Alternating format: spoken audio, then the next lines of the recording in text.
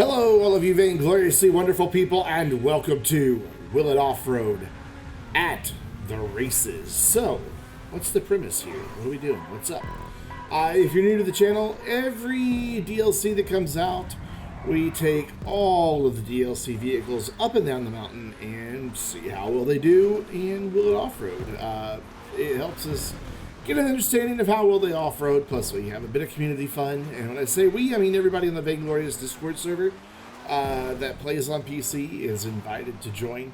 And we have a lot of fun with these. But we also, oh god, I'm having issues. We also rank the vehicles. So far in the history of, 6 years of Will It Off-Road, we've done 338 vehicles up the mountain. And back down, and back up, and back down, which you're going to see during this race. And then they're ranked, both overall, so 1 through 338, and then within their class. And then starting with the DLC before the current one, which was what, Tuners? Yeah, Tuners. We even started ranking them within the DLC. Because now Will It Off-Road kind of goes on breaks after each DLC, though there will be a slight exception, and we'll talk about that in a minute. And then at the end of a season, we take the 2 fastest and the 2 slowest from each DLC, and we race them in what you're seeing right now. I've taken the mountain and turned it into a stunt prop hill. I mean, face it, these props are all pretty much totally random. There's fireworks, there's fire, there's smoke, there's klaxons, there's buildings, there's more fire, more smoke, more fireworks. There's even a guitar riff at one point. And a blimp. And a blimp. I don't remember what the blimp says. I think this is Will It Off-Road with the races. But yeah, and so that's the premise. So the champion that we're looking at here, it got a time up the mountain of 3 minutes, 4 seconds, 4.22 seconds, which made it 14th in the contract out of 15 vehicles, so this is one of our slowest, surprisingly, in the supercar. But you can see why. The back end is always all over the place. It was really hard to, even in testing, which is a bit more controlled and a little less frantic than a race, it was really difficult to keep the back end behind me and really difficult to get the car to put down power without the back wheels spinning, which is a problem right here and why I quickly lose first place to my own car, no less. And then lose second place, but then I started bullying Charlie, who's like, fine, I'm just going to checkpoint in reverse. But yeah, it struggled quite a bit. It is 35th in supercars out of 41, so not so hot there either. And then 155th overall out of 338, so barely in that top half. It did not do very well. We're going to go ahead and talk about the stats of all 4 vehicles that we raced. And I'll tell you why in just a little bit.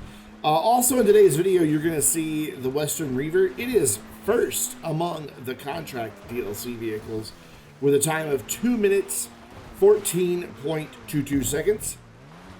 And that makes it 15th overall out of 338. And, actually, wait, no.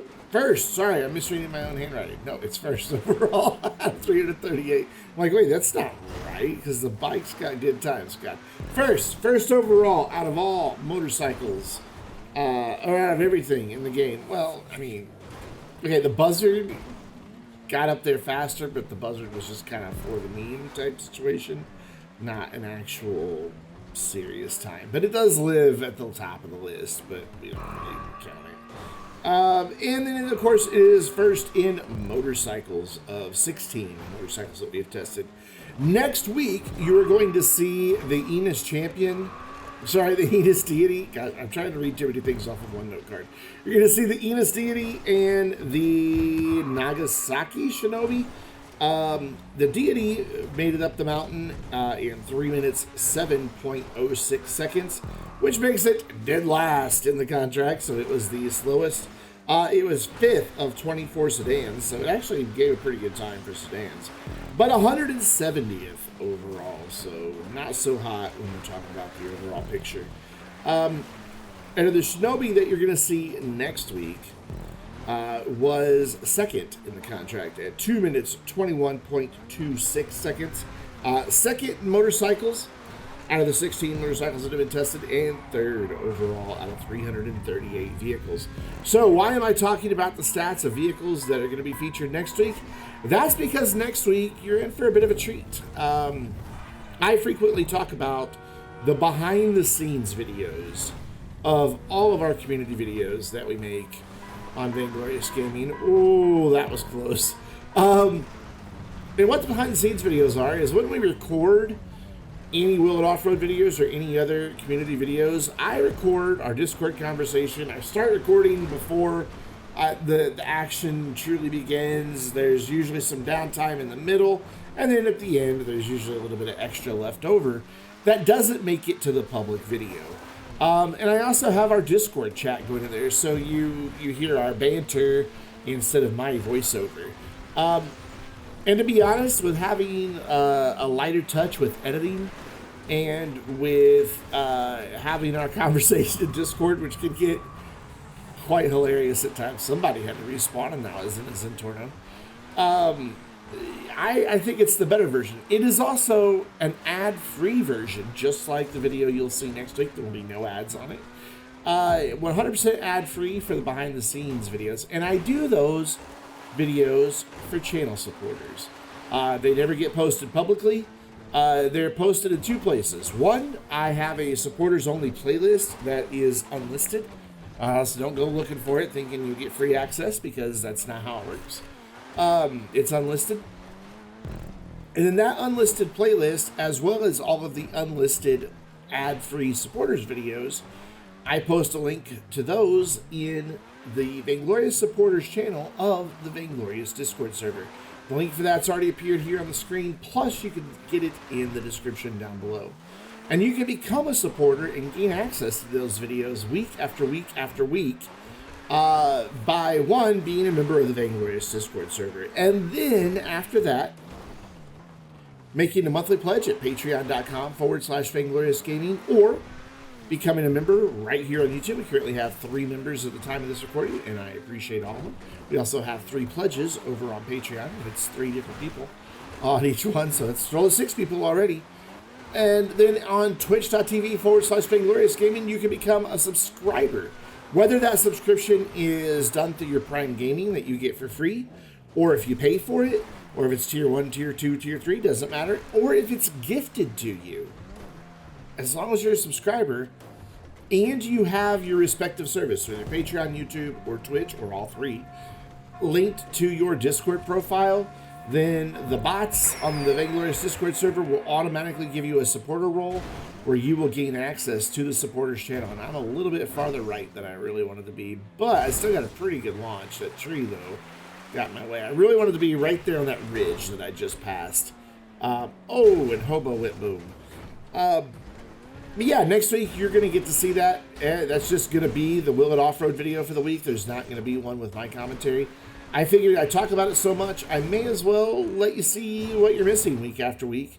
Maybe, hopefully, is a chance to pick up some Patreon pledges or YouTube members or Twitch subs. Because let's face it, I really would like to, have YouTube and Twitch be my full-time job and pay all my bills. It is not currently. So last year was my best year ever, and I appreciate all of that support. And I appreciate your support whether you're able to make a financial contribution or not.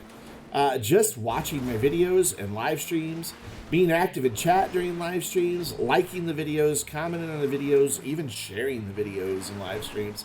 All of that goes a long way to helping the channel continue to grow and will help me eventually realize my goal of being able to be a full-time content creator. I don't need a lot of money. My bills are cheap, believe it or not. They're really, really cheap. But, it does help. And I would love to be that full-time content creator. But that's all we'll talk about the behind-the-scenes video, because we're almost at the end of our first race, and I want to talk about a little bit more about the race, how we conduct it. Oh, God. I almost hit it over the wood pile. Oh, well, second place for me. That's fine. We'll spectate a few people. Good job. Or good game. GG's. To Charlie, NFM Racing, which, by the way, he often has his own perspective on Will It Off-Road and community videos as well. And even some of our stuff from live streams that is featured on Saturday afternoons here on YouTube. I don't know what those two are doing over on his channel. So do check out NFM Racing. It's just as you saw on the screen. That's his channel name. But Will It Off-Road at the races, we have a few rules. Everybody has to be in the car, whichever one we're racing. So everybody started off in a champion. So what about the people who don't have one? Well, we do this as a GTA race, and you may have noticed when the video began, we were already at like a minute into the race. That's because it's a GTA race. You can get out, somebody can get in your car, and then you can go to their car that was not the right one and respawn in it. They'll keep your car, you'll be back in your car, and then everybody's in the correct car. It's also why you see some people in the wrong car towards the end of the race. They'll have had issues in air quotes. And there we go, NFM Racing, that's who you want to go get on YouTube. Check them out. Anyways, they will have had issues and they have to respawn, and they respawn in their original car. If that happens, they are not allowed to finish ahead of anyone that's in the correct vehicle, or in this case, on the correct vehicle. They have to wait until all the correct vehicles finish. We also have a rule that if you knock somebody off the mountain, whether intentionally or accidentally, you have to stop. And you have to wait for them to get back ahead of you. Because the mountain's very narrow, it requires you to be careful.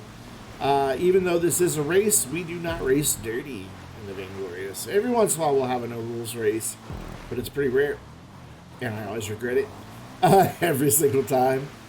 And yeah, but we race pretty clean. And then, like I said, it's the two fastest and the two slowest from each season of Will It Off-Road, which next week will officially conclude this season of the contract DLC. But there is one more video coming after that of regular Will It Off-Road. With the release of the Baller ST, I was kind of curious, you know, how it performed against all the other Ballers, and I realized that the only one that we've ever tested was the Baller LE LWB, which is basically what the ST is, but faster and more customization. But we didn't have a whole lot of Ballers in there for frame of reference. I wasn't about to test every single variant of a Baller. What is it, 9, 10, 22,000? So we were going to test them all, but we are going to test the original two Ballers. The one that's a little boxier with the funky taillights, and then the one that looks slightly more modern, like a mid-2000 teens. Oh god, I have made a huge mistake. I got to respawn. And we'll be testing those two just so we have them. Oh, Hobo fell off the wall. Hopefully he didn't have to respawn because he borrowed the bike. I think he borrowed the bike from me. But yeah, the racing is... Excuse me, I have the hiccups. The racing is a lot of fun. Not only did the props just make it kind of ridiculous, but, you know, most everybody in the Vainglorious, I think, except for me, are highly competitive people. I'm not really competitive. For me, it's more about having fun than it is where I place. As long as I did my best and had fun, I'm happy. But we do have quite a few competitive people. But we race up the mountain to where our normal ascent ends, which is here. Then we go back down to replicate the controlled descent. And then, of course, what you never see in the public video, but is seen in the behind-the-scenes video, is that we have, you know, obviously we have to go back up the mountain, so that's in the race. And that way we can do our damage descent. When it comes to the damage descent, there's 2 checkpoints for the whole main part of it. One at the very top of the mountain, and one at the very bottom of the mountain. And somehow I missed that checkpoint up there, and I don't know how, and it makes me mad. It's actually, I thought it was this one that I had missed, but it wasn't. It was this one down here when I fell off the mountain. I kind of forgot those checkpoint there, and yeah, so now I'm in dead last, and that sucks. That's okay. I'll catch up. Don't worry. Don't worry. There's just an abandoned bike there. I don't know how that happened. But yeah, that's the basics of Will It Off-Road at the races. It is a lot of fun to do, to take these vehicles from a testing environment from my perspective. I mean, everybody else that joins me every Sunday, or I guess I join them, one of the two, you know, they get to goof around and have fun, but me, I'm trying to somewhat turn in a legitimate time. So I have to be precise about the path I follow, and, you know, and make sure that I do my best to get the vehicle up the mountain as quickly as possible. And you would think, well, in racing, aren't you getting up as quickly as possible too? Yeah, but I don't always follow the exact same path. And by the way, those invites that have been going out nonstop, oof. Hopefully by the time this video goes live, Rockstar will have fixed it. Now the big trend is you're getting forced into spectator mode every 2 or 3 minutes. Literally the day I'm recording this voiceover, in 20 minutes it happened to me 4 times. And in that same amount of time, I can't believe I got that checkpoint. In the same amount of time, it happened to Commander Hobo like 3 or 4 times. Happened to another person in the lobby once or twice. Makes the game unplayable because you can't get anything done because you keep getting kicked to spectator mode, which kicks you out of any job or mission that you happen to have been in. It really, really sucks. But anyway, we're doing all right. I went from 6th back into 3rd, which means a lot of people are probably having a worse time than I am, despite the fact I've missed some checkpoints and things. Oh, God, but oof, that was rough right there. That hurt big time. It made me miss a checkpoint and put me back another spot. I hit another Reever, and it just sent me flying. It didn't send him flying, though, so who knows. It's all right, though. The race isn't over because we still have to go all the way back up Mount Chiliad and then all the way back down. I'm in 4th. I feel good about it. Now I'm in 3rd because apparently, yep, that section gets a lot of people. That tree also gets a lot of people. That is the tree of many crashes, I do believe. But that little first dirt hill really catches a lot of people out because it doesn't look like there's a big bump there, but there is. And you really have to slow down before you go over it, because if you don't, you'll go airborne and go flying off into the woods. And if you're going fast enough, down into the ravine next to the railroad tracks. So it's one of those places where people are like, hey, why do you always slow down there? It's because you have to. You absolutely have to. But we're all right. We're back up into 3rd. It looks like 2nd is only 2 checkpoints ahead. I am skipping as much of the mountain as possible. I thought this was a good shortcut. I was wrong. So, yeah, this cost me a little bit of time, but that's all right. I really thought I would get flying up and over that whole bit. I'm freestyling in this race. I'm trying all of what we call Schwinn lines, because if you watch Will It Offroad when Schwinn is with this, you'll see him taking very unconventional lines to get up and down the mountain. And I'm trying some out. I'm trying new things, to see what works and what doesn't. Is it costing me time in the race? Absolutely. Did I still have a whole lot of fun? Hell yeah. So, and that was the main thing, is I want to make sure everybody has a lot of fun when you do these. And as you'll hear in next week's behind the scenes video with a couple people, let's just say it ended in uncontrollable laughter for 1 or 2 people. Literally uncontrollable. They could not stop laughing. So you have that to look forward to. And it was a good time all around. All 4 races had just a bit of chaos going on. And just a lot of straight stuff. Down here, I went too far to the left. You want to ride over to the right to the right of that Skyway pylon. Though I'm doing okay, in a stunt race, you're less likely to fall off the bike, unless, of course, you borrowed the bike from someone, and then you fall off like normal, which is why you've seen some people die, I think. I think some people have died. If not, they probably will. I don't know who's up there in 2nd. But that's, normally you can't, there we go. So yeah, somebody just died. They weren't on their own bike. I think he was on my bike, actually, and now he's going to be on his, how could you drag? And out.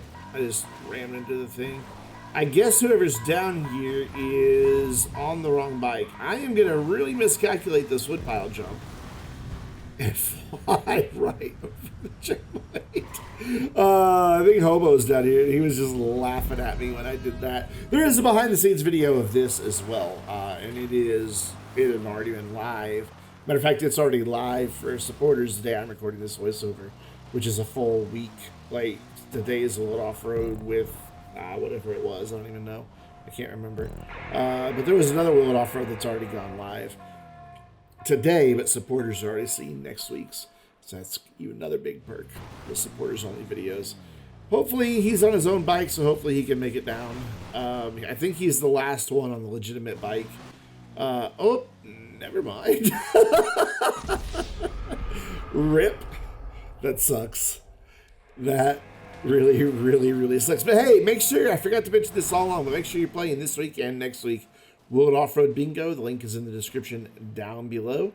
And that allows you to click on a little website, takes you to a site, the bingo card generator site. You click generate new card and then tap or click on things as they happen on the video. And if you manage to get bingo, then you put that in the comments and will become our 6th ever bingo winner. I finally bothered to count it, searching my comments for bingo. And then getting the ones that were actual wins. Wow, he's way far off to the side because the checkpoint's underneath the railroad tracks. Oof. There's the klaxon. Ding, ding, ding, ding. Actually, it's clang, clang, clang, not ding, ding, ding. But you know what I mean.